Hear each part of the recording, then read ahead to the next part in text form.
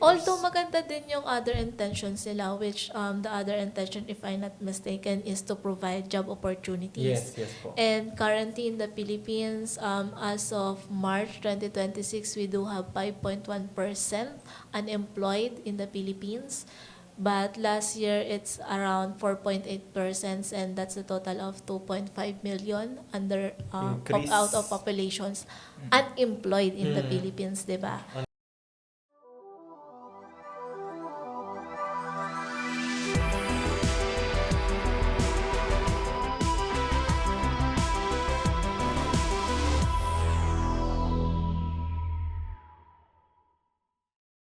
Hello, this is Kaka Computer, and this is another episode. And in this episode, we're going to be tackling Pax Silica and the tangible side of AI.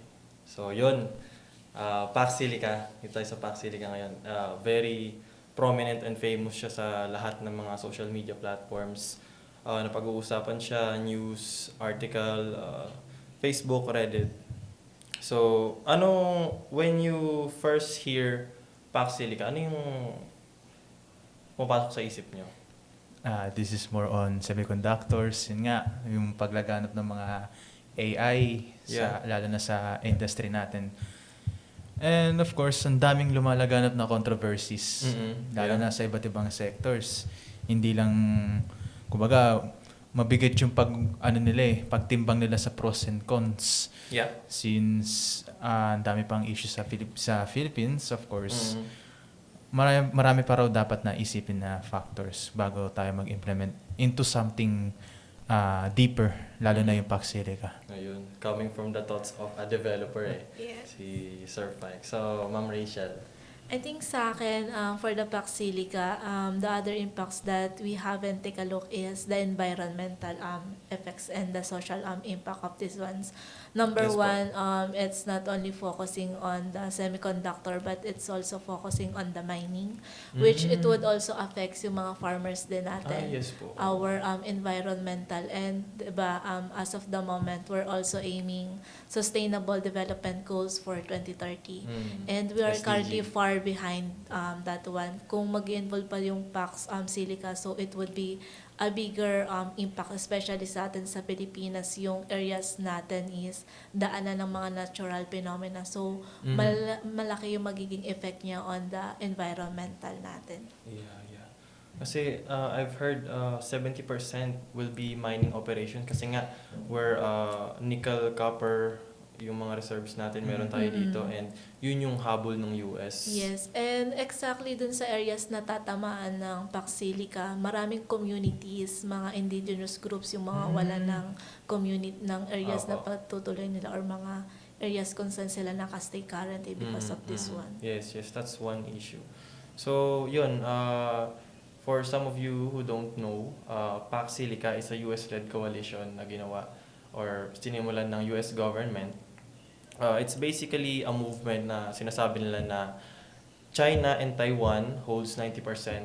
So China holds 90% of rare earth processing, and TSMC or Taiwan holds, sila yung nagagawa ng mga advanced chips.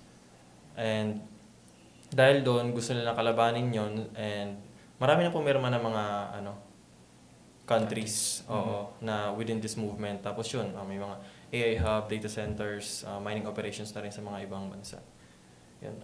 Sige, let's move on. Ano ba yung Pax Silica? So, Pax Silica, yung mga facts about Pax. May play word pa di ba? So, facts about Pax is, it's a first ever AI native hub na gagawin dito. So, industrial hub siya na maraming mga tenants. So, isa sa mga tenants yun would be Foxconn, yung gumagawa ng iPhones. And it's estimated to be 4,000 acres or translating into 1,600 hectares sa measurement natin sa Pilipinas. Or 38 Mall of Asias. Yung Pasay, Imagine that. Mall of Asia, tapos mumultiply mo yun by 38. Ganun kalaki yung Pax Silica na i-build, plus pa nga yung issues and concern with indigenous communities and farmers, diba? So, anong thoughts nyo dun? Ako, syempre, hindi na yung iniisip ko kung totoosin eh. Mhm. Ang iniisip ko lagi, yung biyahe, lalo na kapag yung init ng panahon, Okay. tsaka yung ingay. Oo, sobrang laki nun. It would cause climate change din. Mm. Or yung environmental Yes, factors din. exactly. Na minention Kasi- ni Madam. Simula noon, kung totosin, kahit kanina, yung panahon nagtatampo eh. Kita mo, aambon, aaraw. Yung umaaraw na yun, aambon pa rin. So, ang daming factors na kailangan i-consider. Tingin Yes. ko, Yes. ang complex ng problem about the Paxilica. Plus pa our government, di ba? Yes. Environment Exactly. and government handling. Paano natin to trust? Paano natin, how can we trust the government kung wala pa silang binibigay na, Establish. yes, yung transparent na ano yung gagawin nila. So, to be clear, yung data center, alam niyo ba yung data center on what is it? Mm-mm. Yan. So, give me just a 1 sentence, 2 sentence about anong understanding niyo about data centers. So, yung mga data centers, then basically, yun yung ginagamit yung kadalasan sa mga AI. Doon nanggagaling mga data na ginagamit nila to train their each models. And syempre, lalong lumawak yung market about the data centers, lalo na yung sumikat yung AI. Yes. Lalo na yung dalawa, yung Claude, Claude, yung ChatGPT. ChatGPT, Mm. lalong dumami yung mga data centers. While nagbe-benefit yung pag-build ng mga AI models, nagkakaroon din ng maraming reports, lalo na sa mga households na malalapit sa data centers. Yes, oo. Sobrang ingay daw. Sobrang Yes, ingay actually, daw. the main problems for the data centers is not only the noisy because data centers actually consumes fresh waters. So there Oo, are yun some ginagamit countries nila. right now that raising a concerns on the fresh waters dun sa areas nila Mm. wherein nako-consume na siya ng data centers. So one data centers actually can consume 50 million tons of fresh waters. Oo. And here sa Philippines, kung dito siya itatayo, sobrang bigger impact siya in our environmental. Yung simple na nga lang na clean water na nga lang natin, di ba, and sanitations, wala na nga tayong mapagkunan ng maayos na tubig, di ba? Yes, mahirap And po. magkaroon pa kaya ng isang data centers dito sa ating bansa. So we cannot sustain it for the long term, especially yung consequence nito once na matayo na. So yun din yung mga others issues na we need to take a look kung magkakaroon ng data center since Paxilica is not only focusing on the semiconductors that Opo. they want to pursue, but they also focusing on the AI infrastructures that focus on the data centers Eh, itself. infrastructure, yun na yun eh. Yun na yung building na data Yes. center eh. Kasi pag ginamit mo kasi, kunyari, ChatGPT, Claude, nag-input ka, hi, how you doing? Magsisend yun doon sa sa cloud. Pupunta sa data center ng US, Yes. which is doon sila currently located. And then, magra-run yung mga AI, doon, CPU, AI chips. And then, umiinit yun. So, kailangan nila ng cooling system para doon. And then, yun, that's how data centers work.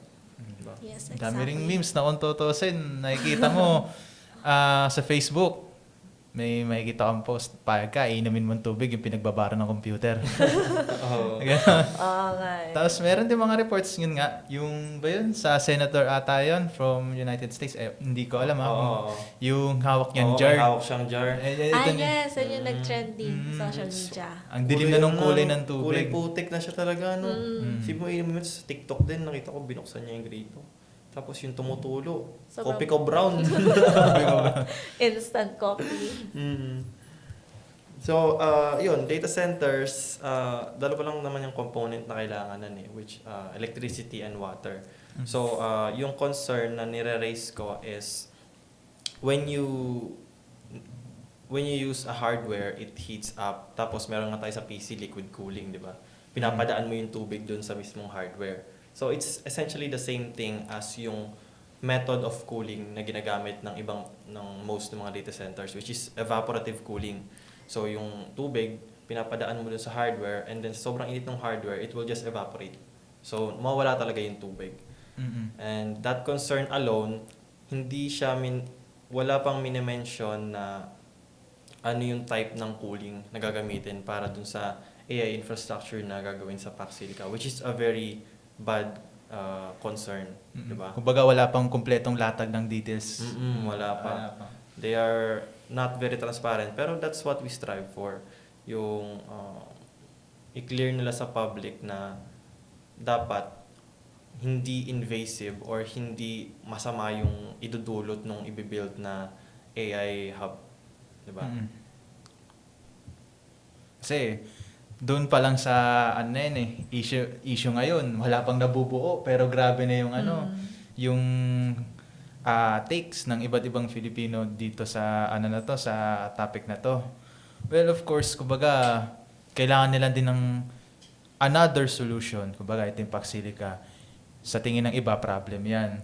So, in that problem, doon sa perspective nila, itong government dapat mag-i-implement sila ng solution para guminhawa or mapagaan yung loob ng mga taong bumabatikos doon sa na yun. Yes. Specific topic na yun, which is yung Pax Silica. Kumbaga, paano mo mapapagaan yung loob ng mga Pilipino na lalo na yung mga directly matatamaan ng Pax Silica na yun? Oo, yun sa yung- dami ng factors na pwede niyang mabawasan, Yes. lalo na sa demand ng mga Pilipino. And of course, mabigat sa ating lahat yan. Kahit ako as a developer, kahit nagbe-benefit ako sa AI, tingin ko, for me, pipiliin ko muna yung para sa kapaligiran ko. Tama, Yan, tama, ganun. tama. So, we need not only the Pax Silica, we also need another solution. Paano natin matutumbasan yung problema para confident tayo na mailalatag natin yung Pax Silica. If ever, ibubuo na siya. Oo, dapat win-win situation. Win-win diba? dapat. Hindi yung win-lose. Tas Yes. yung lose mo, 70%, di ba? Yung win natin, 30% lang. I think probably they need to conduct ng RDA. So RDA? dapat magkaroon muna sila ng research for that one, 'di ba? Mm. For that one kasi we can actually identify ano ba yung mga cons and pros kapag ginawa natin or kapag na-implement. I think one problem as well that we haven't noticed is that the standard law, 'di ba? As of the moment, 'di ba, sa Pilipinas, wala pa tayong standard policy or law even sa AI. Yes po. Even sa blockchain, 'di ba? Wala pa din standard law dito sa atin sa bansa, which is ang hirap i-implement yun. So I think yun yung mga some factors and points na needed pa i-check. And aside from it is, ano ba yung benefits if ever na, what if hindi na lang Pax Silica yung install? Baka may other way pa na pwede nating solutions na would actually benefits for all the Filipinos. Hindi lang naman ito yung one way na magbe-benefits for all the Filipinos. I think what most Filipinos are asking as well is the transparency itself Yes po. from Yun the ang pinaka-main government, point diba? natin. Transparency, yun lang. Yes. Yun yung kailangan natin. Are you a one-day millionaire type of person? Don't worry, we got you. Track every peso, see your spending in seconds, and finally stay on budget. With FinShark, finance has never been this easy. Download FinShark today.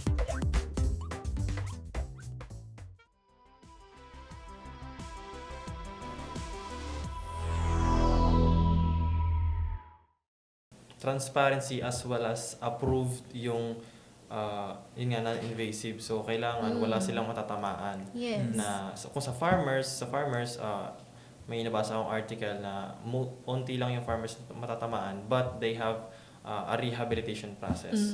So they will be relocated into another farmland. So mabuti yun.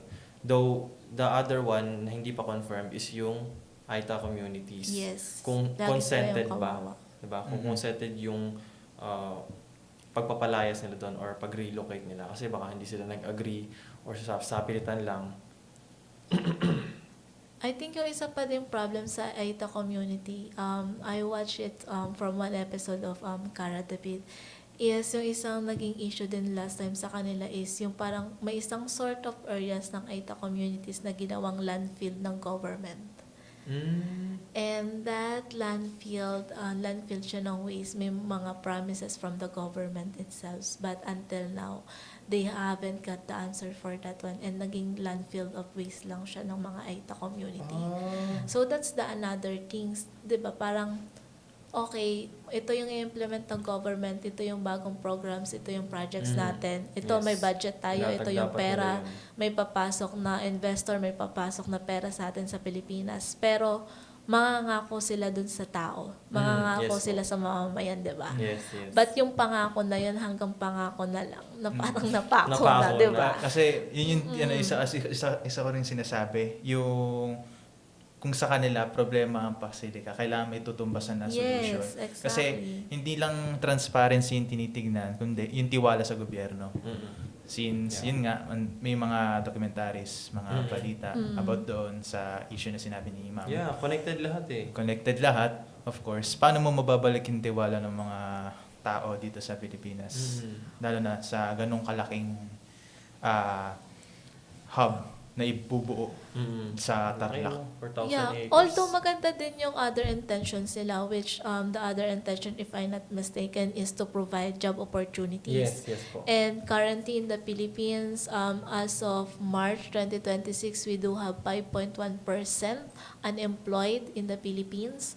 But last year, it's around 4.8%, and that's a total of 2.5 million Increase. out of populations unemployed in the Philippines, di ba? Unemployment increase. So, no? di ba, ganun kalaki yung unemployed sa atin. And that's the good side dun sa Paxilica naman, is makakapag-provide siya ng job opportunities. But then again, we need to weigh in ano ba yung cons and ano yung pros nito Yes. once it was implemented na. We mentioned there are 3 sources. So sabi ng Malacanang, their prospect na 1 million jobs yung i-offer. Yes. And then sa US and Japan Embassy, thousands of jobs. Sa US Ambassador, sinabi niya na pag kinrate yung Paxilica, there will be endless jobs. So, dun pa lang, tagilid na sila, di ba? Iba't ibang Sa info. true. Bakit? Ibig sabihin nun, wala silang tamang number or computation or research kung ano ba yung jobs or secured jobs na pwede nating makuha sa Paxilica, di ba? Tapos another one, yung mga laws na kung saan, Yes. mention din ni Ma'am, wala pang law for blockchain and for AI na kung tutuusin, napaka-prone nilang gamitin for misinformation. Right? Since itong Paxilica kasi will be used for the benefit of AI and other gadgets, lalo na sa mga devices na magti-train for AI, suggestion ko din, no, it would be better kung may papasang laws na for For AI. for Yes. AI Oh, yes. para ma-regulate yung paggamit nito and hindi siya ma-abuse for wrongdoings. Since napaka-common na ng mga kumakalat na fake news or other misuse ng mga ganong bagay doon sa SOCMED. Yeah. And of course, syempre, as a developer na may alam sa tech, malulungkot ka rin kasi sabi nung ibang nag-invento ng mga ganitong technology, it's for the benefit of the people. Pero of course, may iba mapagsamantala nagagamit sa ibang bagay. And syempre, dahil doon, yung iba na hindi bihasa sa tech, naapektuhan. Yun. So, ang nangyayari, tayo rin yung naglalaban. Tayo rin yung Filipino versus sasagutan. Filipino, Yun. And that's why, of course, malaking halaga din yung tumbangin natin kung ano yung yes.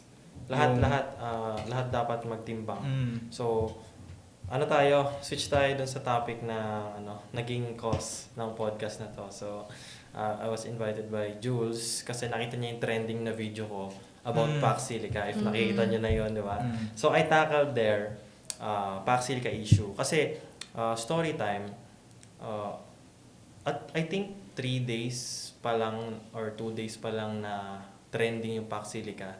Nababasa ko na sa Facebook news article and nakita ko na walang IT content creator, tech influencer, na mga nakikita ko ngayon na nagtatakal doon. Tapos sabi ko, may gap, ba? May gap ako nakikita na bakit hindi sila nagdi-discuss ng gano'n. Kasi if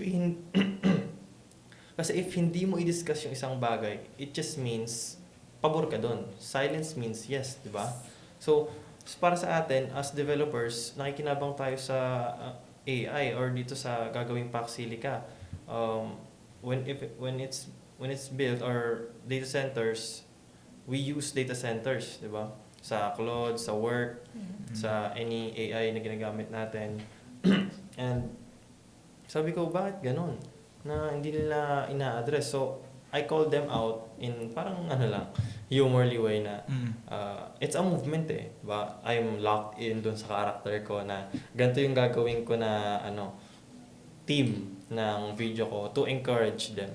So, I discussed about Pax Silica, what is it, pros and cons, tapos the movement itself, in which dapat hindi tayo tahimik when it comes to Pax Silica. Kasi IT, we will benefit from that. Kaya yun, it's working.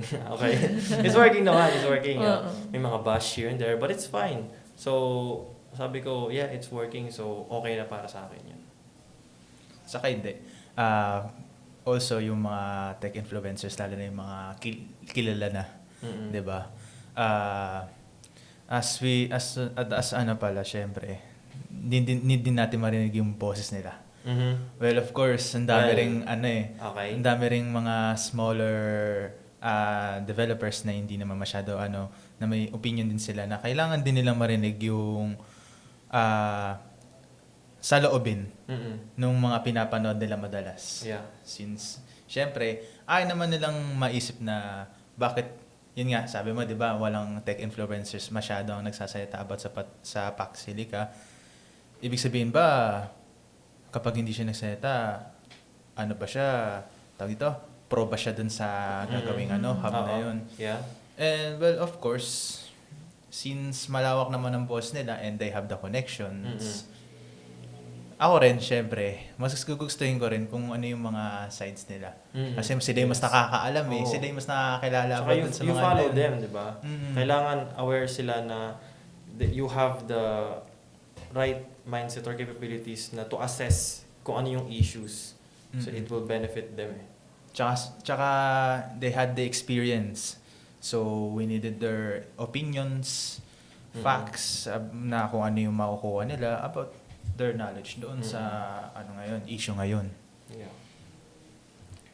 There's one thing na I'd noticed kasi may comment ako nakita doon, sabi nila, hindi yan nag-represent ng insights niya or opinion niya about doon kasi baka matabla siya sa politics, sa connections niya na baka related sa mga OS, data center, Amazon, di ba? May sponsorship siya kay Claude, kay ChatGPT na, bawal ka mag-talk ng dito. Bawal ka mag-again. Na kung totoo, yes, I May also mga feel the ganun. same way na kapag halimbawa, kasi mainit yung ngayon topic ngayon baka mamaya magkamali ka ng isang beses. O yun din patikos yung ka na. iniiwasan ng karamihan Yeah. din is mag-say ng a lot of topics Which related sa is, Pax Silica. yun nga, na iniisip ng yung mga tech influencers, mga malalaking pangalan. Oo. Baka mamaya magkamali sila ng iisang nilang sinabi. Yan. Ang dami ng threads nun. Baka magkamali ako dito, makancel ako. Oo, trending agad Ano pa naman, syempre, hindi lang sa TikTok, Facebook, kakalat ka pa sa Reddit, Yes. ganun. Ang daming possibilities. And tuloy-tuloy na yun. Hindi na mawawala yun. So that's why, I guess, yun din yung depensa ng ibang tech influencers. Kaya hindi pa sila nagsasalita. But I hope they tackle with the issue. Yes. Kahit at least neutral tone or like yes. yung... Probably naman, sooner or later, they would. They would just voice out. Ganun lang. Address mo lang. But this is not like just a disclaimer. Hindi ko like bine-blame sila on being pag di ka nagsalita, ano ka na, pro-Pax Silica ka na, pro-US ka na. Diba? This is not about being pro-USA. This is not being pro-China. This is being about pro-Philippines. Diba? It's your country. Just give us your insight. No pressure. Because they know better Share naman what eh. you get. They know better Exactly. naman. Okay. Ayun, may iba pa ba kayong thoughts? Ano ba pong naisip niyo about Pax Silica? For me, kapag halimbawa, pansin natin itong Pax Silica, paano iikot yung trade nito sa atin? Kumbaga, ano na tayo dyan, magiging talagang AI prominent na tayo kasi tayo yung magpa-process ng mga rare earth minerals. Dito yung mining, dito yung processing, and dito rin yung building ng chips, yung mga advanced chips. So, that would be a great boost in the economy of the Philippines. Kasi sa atin na all-in-one na yan eh. Diba? Yung pinapadala mo sa China, na pinapadala ng China sa Taiwan, yung USA, pumunta dito, and then Maging another supplier tayo ng other yun na yun. countries. And then we So, could export with a revenue with the USA. So, although maganda naman talaga intentions nila is to grow yung economic growth natin ng Philippines. so more on exporting yes, tayo. Yes, more on exporting Okay. talaga tayo. partnering Hindi pa, with kumbaga, US. hindi pa kasama doon yung parang training. Siguro kasama na doon. Probably it's already included kasi everything would be done here within the Philippines. So all of those things is probably kasama na talaga dito. Even productions, di ba, ng semiconductors is tayo magpuproduce as part na din ng process nila. So that's the main goal nila sa Paxilica. Hiring all US. Yes. Sila yung magte-train dito sa mga Yes. Filipinos. Yun na, doon na yung papasok yung mga jobs. Siyempre. That's why they mentions na millions jobs. all Pero in. 'di ba, like kung sasabihin mo kasi 'yun, parang that's impossible. Even right now kasi kung mag-apply ka nga lang sobrang hirap na sa Pilipinas. Yun pa kaya. Saka syempre, bigla kang pasok yung yung yung Paxilica. O bibigla yung mga Yes, Pilipino. exactly. May culture shock. Mm. ba? Yes. May culture shock tayo mangyayari doon eh. Kasi iba yung, halimbawa, let's say sa US, iba yung development ng country nila kumpara sa atin. Yan, di pa nga tayo natatapos sa isang issue, may another issue ulit, may another issue ulit.